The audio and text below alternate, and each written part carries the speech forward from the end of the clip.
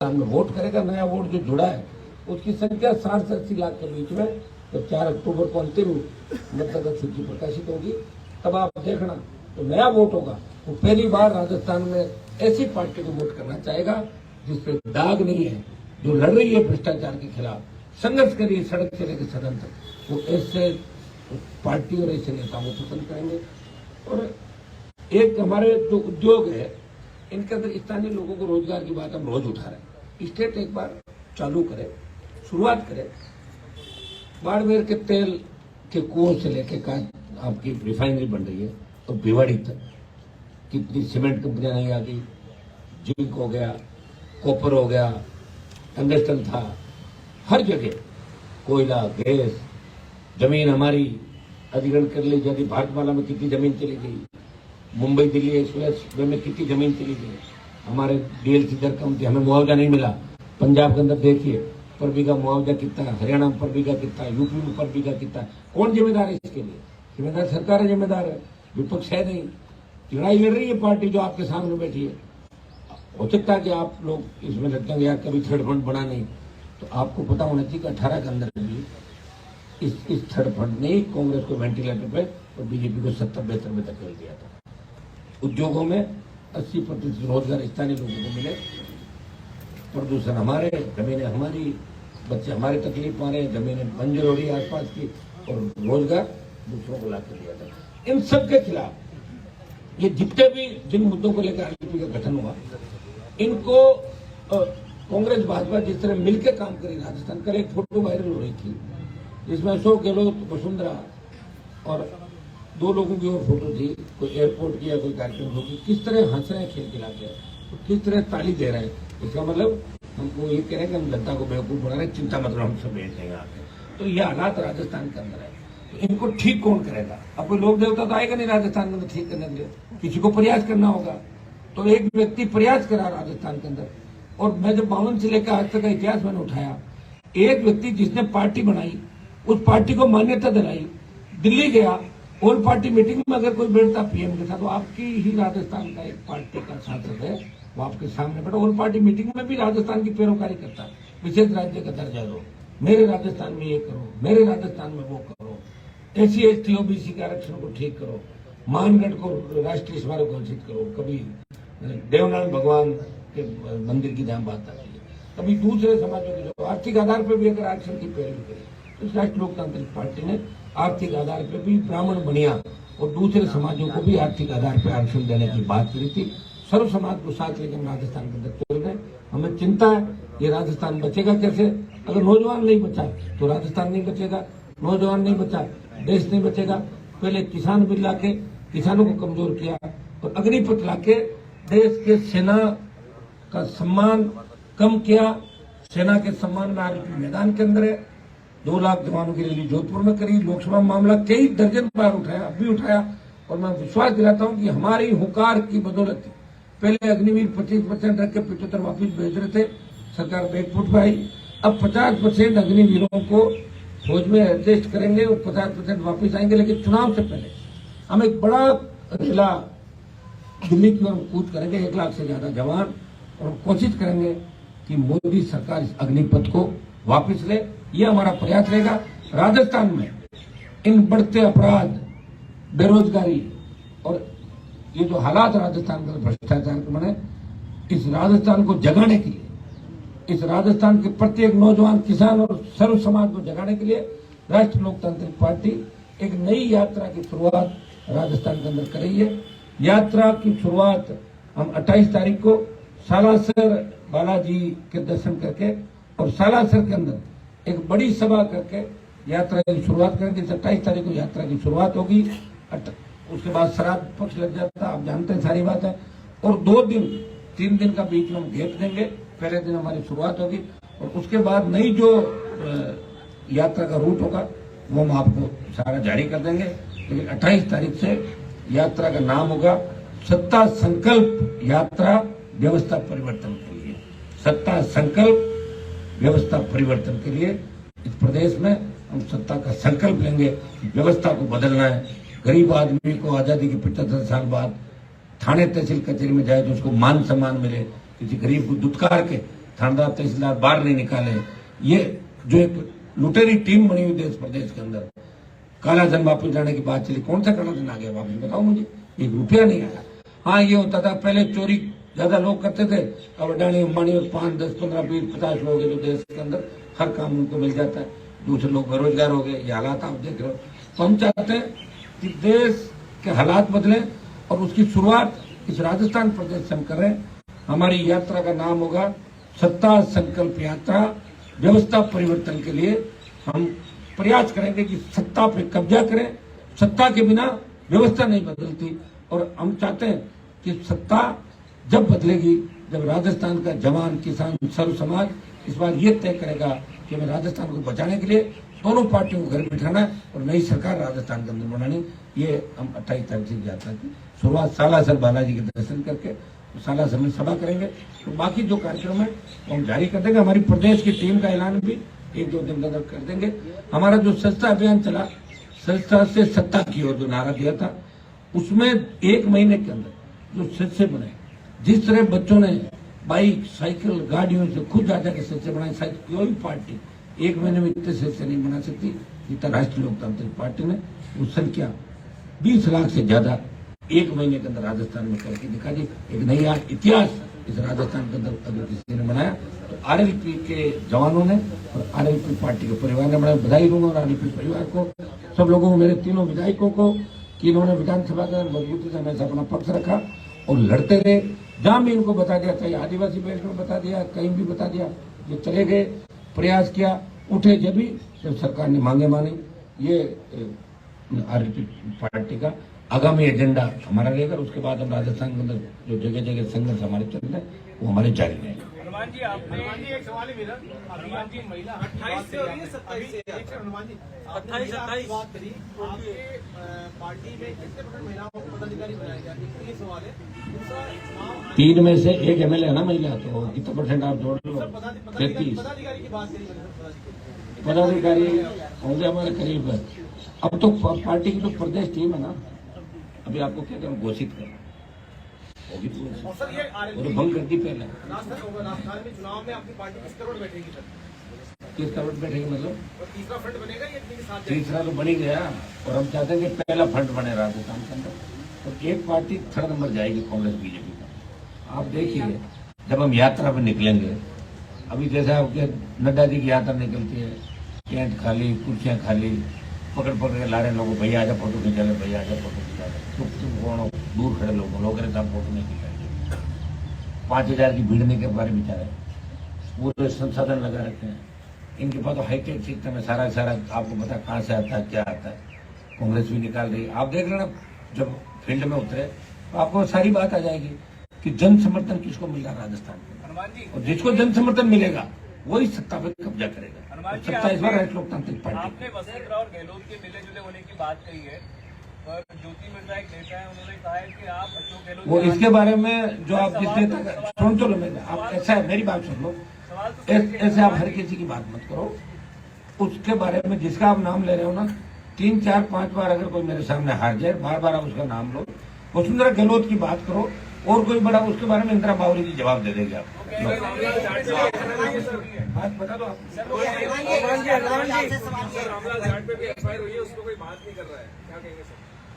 अब एक बार देख लेते हैं FIR मंगा के, बात कोई नहीं करेगा, हमें ही करनी है। चाहे मेरी बात सुनो, चाहे किसी पे FIR, आपको पता है इस प्रदेश में जब एनकाउंटर हुए, मर गए थे क्या लोग? बोले तो नहीं, हम ही बोले थे, सलाखों में पीछे डलवाए। बोल देंगे ना भाई, आज ही तो सारी बात एक व्यक्ति बोल रहा है, ऐसे मत करो आप। मैं कह रहा हूँ कई बार तो हम बोलते हैं तो दिखते ही नहीं है, ये भी ध्यान रखो क्या बोलो, क्या बोलो, रोज ही बोलता हूँ मैं तो। हनुमान जी इधर देखो आप सबसे लास्ट में। हाँ क्या कांग्रेस भारतीय जनता पार्टी से कोई गठबंधन नहीं होगा। हाँ, गठबंधन के दरवाजे खुले BSP के लिए, BAP के लिए, BTP के लिए। अन्य मजबूत अगर नेता किसी इलाके के अंदर है, उनका जनाधार है, उनका अगर दूसरी पार्टियों में दम घुट रहा है या दूसरी पार्टी उनका सम्मान नहीं किया, उन लोगों से कांटेक्ट है हमारे। आरएलपी पार्टी, अब आप रोज देखोगे कि आरएलपी में हर दिन मजबूत लोग जो स्वाभिमानी आरएलपी ज्वाइन करते हुए दिखेंगे आप। हनुमान जी मेरा ये सवाल था हनुमान मेघवाल जी, सेक्युलरिज्म आपके लिए कितना मायने रखता है? अभी आपने जो बद्री माफिया के नाम पे जो रिलीज आ रहे थे लीगली, उसके विरुद्ध बड़े जोर शोर से आपने आंदोलन किया अलग अलग क्षेत्र में, और बाद में आपने आवाज अपनी बंद कर दी। आप डर गए या मैंने हो गए? सुनो मेरी बात, तो बद्री माफिया को पूछो ना क्या कहाँ लीजिए, आपकी वो अरे लीजिए कहाँ है? मैंने तो मेरी बात सुन, ऐसा ही लीजिए खत्म हो गई, करवा दी ना उसकी, और मैं क्या करवाता, लीजिए वापिस ले लेता सारी। अब तो जब मेरी कलम चलेगी ना, उसके बाद जो बद्री माफिया का गुरु है उसको पूछना वो कहाँ था, और जेल है सेंट्रल जेल, भेज दूंगा। टाइम लगता है साहब, मेरी आवाज में उतना ही दम है। मैं ईडी के अंदर जो कागज दे रहा हूँ उसमें बीजेपी कांग्रेस से कई नेता न पहले आप। अच्छा हनुमान जी, आपके लिए सेक्युलरिज्म कितना महत्व रखता है? मेरे लिए तो सारी चीज महत्व रखती है। आप इसके बारे में बताइए। मैं तो कह रहा हूँ हर चीज मेरे लिए महत्व रखती है। ऐसा है, आरएलपी पार्टी का गठन है, वो हम सबका सम्मान करता है। आप मुझे कोई वैसे सवाल पूछे किसी मामले, तब मैं बताऊंगा इस मामले में क्या क्या बताया आप। तो मैं तो सारी चीज मैं कह रहा हूँ मेरे लिए महत्व रखता है। इसलिए इस राजस्थान का जो मान सम्मान इस देश में हनुमान बेनीवाल नहीं बनाया।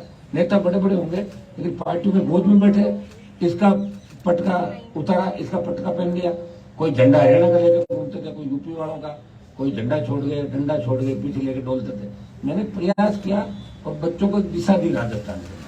और देखिए ये हनुमान बेनीवाल की पार्टी जिसके साथ फोटो खींचा, एक आदमी है मेरे पास कि साहब मेरे को आपके काम, मैंने कहा क्या काम है, कि मैं उससे फोटो खिंचाना चाहता हूँ आपसे। तो उससे क्या होगा कि उससे बीजेपी में मेरी स्थिति ठीक हो जाएगी, कि नहीं तो हनुमान जी के पास जा रहा हूँ। और हो गया उससे खिंचा ले, मेरे साथ फोटो खिंचाना चाहिए। अगर बीजेपी में तेरी स्थिति ठीक है तो खिंचा ले फोटो, मैं तो रेडी कर है लोग आज नरेंद्र मोदी आ रहे हैं, मंच से लेकर सारी व्यवस्थाओं का जो संचालन महिलाएं कर रही है, आपको क्या लगता है इससे अच्छा संदेश जाएगा? अच्छी बात है। मैं ये कह रहा हूँ महिला आरक्षण के तो पक्ष में नाम लूंगा, मैं कह तो किया ना, लेकिन ये आरक्षण मिलेगा कब ये तो बताओ। मैं तो ये कहता हूँ मोदी को कल ये कहना चाहिए कि भाई अभी आरक्षण जो बिल पारित हुआ है उसमें शर्तें हैं, वो 15 साल 20 साल 25 साल, ये तो प्रधानमंत्री के हाथ में। कल उनको कहना चाहिए कि 66 टिकट हम देंगे, 33 दूना 66, और ओबीसी का भी लाके, क्योंकि वहां लागू नहीं हुआ ओबीसी का, एमएलए एमपी में ओबीसी का आरक्षण लागू नहीं है, इसलिए महिला में भी नहीं है। और ओबीसी के हिसाब से वो कहते हैं कि इतनी हम देंगे ओबीसी को, तो 125 सीट की कल डिक्लेयर कर देना चाहिए उनको, तो एक मैसेज जाएगा कि प्रधानमंत्री ने कहा चूंकि अभी संवैधानिक रूप से आरक्षण लागू नहीं हुआ, समय लगेगा। वो तो हमने एक जुमला छोड़ा था वोटों के लिए, जो हमेशा उनकी आदत है जुमला छोड़ने की। वो ये कहते हैं 66 टिकट तो दूंगा मैं, 33% जो है 66, और ये दूंगा ओबीसी। प्रधानमंत्री को कहना चाहिए, उनके हाथ में, जैसे मेरी पार्टी का टिकट देना, अभी हम सब लोग बेटा हमारे हाथ में। और मैं आपको ये वचन दे सकता हूँ कि इस बार महिलाओं युवाओं को आरएलपी सबसे ज्यादा टिकट देगी राजस्थान। हनुमान जी, आपने अभी कहा कि सत्ता के बिना जो है व्यवस्थाओं में बदलाव नहीं हो सकता। सत्ता पाने के लिए राजस्थान में कांग्रेस को देखें तो उनका राष्ट्रीय नेतृत्व पूरा यहाँ मौजूद है। बिल्कुल सही। भारतीय जनता पार्टी में प्रधानमंत्री यहाँ आ रहे हैं, आम आदमी पार्टी से भगवंत मान केजरीवाल राजस्थान के दौरे कर रहे हैं, चौटाला तक राजस्थान में राजस्थान की चाबी बनने की बात कर रहे हैं। ऐसी स्थिति के अंदर आरएलपी जो इतनी बड़ी बात कर रही है, कहीं ये सपने जैसा तो नहीं हो जाएगा? ये आप इसको कैसे मैनेज करोगे? उसका कारण आप ये भी है कि यहाँ राजस्थान के अंदर कभी प्रयास किसी ने किया नहीं, प्रयोग किया नहीं, और हर बार लोगों को सफलता मिली। यार यहाँ के नेताओं ने हमेशा धोखा दिया पब्लिक को। कोई कहता था मैं पार्टी बनाऊंगा, पता लगा पार्टी तो बनी हुई थी, दूसरा नाम ले आए, नहीं बनी पार्टी। कभी पार्टी बनाई थी, 1 महीने बाद उसका विलय हो गया। ये आपका सवाल वाजिब है कि अभी जो राजस्थान के लिए गीत गाया जाता है, वीरों की धरती सोरा रेल मीठा मोरा नहीं, वो तो अभी ही पता लगेगा। आप अगर मुझे निकाल दो तो क्या है दिल्ली में आपके पास 24 आदमी है जो डांट खाते हैं मोदी से। प्रधानमंत्री और कहता है चुपचाप चले जाना, शुक्रवार के बाद मत दिखना, यहाँ पे जाओ अपने एरिया में। ये तो मैं बैठा हूँ, इज्जत तो लेकर बैठा हूँ स्टेट की। पार्टी बना के जितने भी देश में ये लोग आप जिन जिन का नाम ले रहे घूम रहे हैं यहाँ पे, क्यों घूम रहे हैं? लेकिन उनकी हवा नहीं बन रही है। आप पार्टी की हवा क्यों नहीं बनी? आप भी जानते हो। हनुमान बेनीवाल की आरएलपी पार्टी किसान जवानों की पार्टी है। यह हर किसी का जैसा नहीं लगने वाला।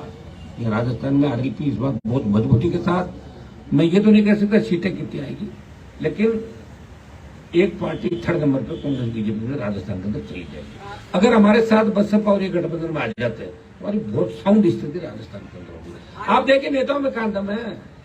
जो बड़े बड़े नेता, बड़े बाप के बेटे, बड़े बड़े पदों पर बात करते थे ना, बड़ी बड़ी क्या बात, सरेंडर हो गए, बिगी बिल्ली बन गए सारे के सारे। मैं तो लड़ तो रहा हूं।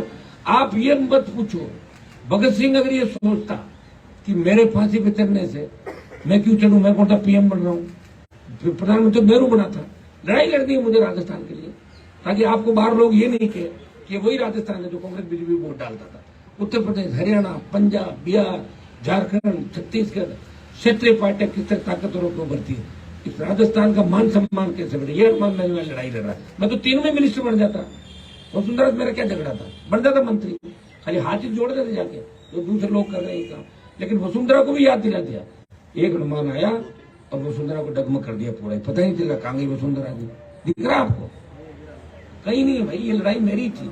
आप क्या सोच रहे हो, गजेंद्र शेखावत और उन लोगों ने वसुंधरा को आउट किया, उसका क्रेज ही खत्म कर दिया पब्लिक में। जिसका क्रेज खत्म, आउट, क्रेज हमने खत्म किया। आरएलपी कितने सीट पे लड़ेगी सर? मैं कह रहा हूँ गठबंधन नहीं होगा तो 200 पे, और गठबंधन हो गया 3 से 4 है, अभी बता दिया मैंने नाम कांग्रेस बीजेपी के अलावा, तो अम्बेडकर टेबल टॉक हो जाएगी। जिनका जहाँ जितना प्रभाव है उनको सीटें उस हिसाब से मिल जाएगी। हमारे सीटों में झगड़ा नहीं, वो जो गठबंधन होगा जब बता देंगे। अभी बता दिया मैंने, बीएसपी, बीएपी, बीटीपी और अन्य छोटे दल, अन्य वो मजबूत नेता, अगर कोई हमें लगेगा कि निर्दलीय व्यक्ति गठबंधन नहीं करना चाहता, ये कांग्रेस बीजेपी को हरा रहा, सपोर्ट कर देंगे, हमारे क्या फर्क पड़ता है। क्या था नाम है, दरियावत गंज। मेरा जब 2 सवाल है, सुन लो। पहला सवाल तो ये है कि जब अब्दुल कलाम राष्ट्रपति थे तो उन्होंने बोले थे कि देश में 2 ही पार्टी होनी चाहिए, और जो पार्टियां जो हैं वो देश के राज्य को विकास के लिए बाधा उत्पन्न करता है। पहला सवाल तो ये। दूसरा सवाल ये है मेरा कि आपकी भी पार्टी और पार्टी के जैसे परिवारवाद की ही पार्टी कही जाए, क्योंकि आपके परिवार ही जुड़े हुए इस पार्टी से, क्या मुद्दे उठाता है वो उसका जवाब भी दे दूं मैं। ये मेरे छोटे भाई एमएलए हैं, अगर मैं इनको चुनाव नहीं लड़ाता या मेरे परिवार से नहीं लड़ाता तो खींवसर की सीट में हार जाता। सीट बचाने के लिए ददीची ने क्या किया था आपको पता है, हड्डियों का दान किया। जब लगा ना भाई अब तो राक्षसों को मार ही नहीं सकते, मेरे हड्डियों को ले लो, बचाना चाहता। मुझे आरएलपी पार्टी को बचाना था। अगर मैं खींवसर में हार जाता तो आरएलपी को कौन बोलना चाहता, आप ये सवाल पहले करते। तो इसलिए परिवार के अंदर छोटे भाई को, लेकिन आपको पता है कि सारा जो काम है मेरे तीनों विधायक मुझे पूछे बिना कुछ भी अलग से नहीं किया। दुख सुख के अंदर मेरे साथ खड़े, सारी पार्टियां टूट गई थी, ये बैठा है ना मेरे सामने, कभी बड़ाबंदी के अंदर नहीं रहते। हाँ, साथ हमने जिनको कमिटमेंट किया हमको साथ दिया, हमने ऐसे लोगों का भी साथ दिया। मैदान छोड़ के भागे, लेकिन साथ खड़े रहे, हम नहीं भागे। इसका हाथ पकड़ लिया, बीच में उसका हाथ कभी भी नहीं छोड़ा। और आपने रही दूसरी बात अब्दुल कलाम की, ये उनकी सोच होगी कि 2 ही पार्टी होनी चाहिए, उनके हिसाब से थोड़ी चलता सारा। वो तो हर व्यक्ति का अलग विचार है, आपका अलग विचार है। ऐसे कोई कह रहे 2 ही चैनल होने चाहिए, 2 ही अखबार होने चाहिए, बाकी क्या करेंगे। वो प्रधानमंत्री आरएलपी से डरे हुए हैं, बार बार इसलिए आ रहे हैं। प्रधानमंत्री 2013 में खींवसर में 2 मीटिंग करके गए थे, जमान जब उनकी बीजेपी मेरे सामने 2013 के एमएलए चुन, गुजरात के सीएम थे। वो तो अभी शासन चुनाव को लेकर जो हमने आंदोलन किया उसमें उनको बोलना चाहिए था। मैं तो मैसेज ही कर, मेरी बात तो उनसे होती नहीं आजकल, क्योंकि जब से उन्होंने कहा भाई मैं तो कांग्रेस में ही रहूंगा, पहले तो बड़ी बड़ी बात करते थे।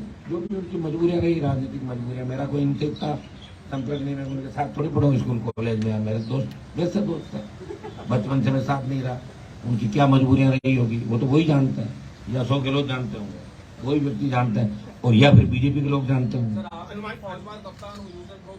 तो कईयों को बता दिया ना, फौजमार कप्तान अशोक गहलोत भी है, पायलट भी है। फौजमार कप्तान वो होता है जो अपनी फौज को मारता है। उनके लिए जो लोग लड़ते रहे, आप देखना ज्यादा से टिकट नहीं मिलेगी। हनुमान जी, कितनी पार्टी अभी आपसे गठबंधन करने के लिए इच्छुक है? बहुत भाग रही हो, एनडीए, इंडिया, दिल्ली में तो मेरे को छोड़ने ही नहीं दिया। ये जाए इंडिया तो आ जाए आई आपका एनडीए, वो जाए तो वो आ जाए। मैं बहुत परेशान हो, इनको झेल रहा हूँ लोगों को, लेकिन फिर भी खड़ा हूँ मजबूती के साथ। अभी आपने बीएसपी का नाम लिया, इनमें मैं कांटेक्ट में, मेरे कांटेक्ट में है वो लोग, प्रयास कर रहे हैं। मैंने पिछली बार भी कहा था कि बीएसपी गठबंधन नहीं हुआ मेरा गठबंधन, मैंने प्रयास किया था। कल को लोग ये नहीं कहते कि हनुमान बेनीवाल ने प्रयास नहीं किया। मैं पूरा प्रयास कर रहा हूँ, आप देख रहे हैं कि हमेशा हर मत से भी मैं बात करता हूँ, आपके सामने भी बात हमेशा करता हूँ। लेकिन ये जो हमारी यात्रा है, इससे राजस्थान में बहुत बड़ा बदलाव होगा। और जब यात्रा को आप चलता हुआ देखोगे तो आपको खुद को महसूस होगा कि राजस्थान बदल रहा है, पूरे राजस्थान में निकालेंगे पूरे राजस्थान में। ये आम आदमी पार्टी के साथ बात होगी? आम आदमी पार्टी वालों को वैसे तो मेरे भगवान मान से दोस्ती अच्छी, लेकिन मेरी गठबंधन के बारे में किसी तरह की बात उनके साथ नहीं है। Thank you sir.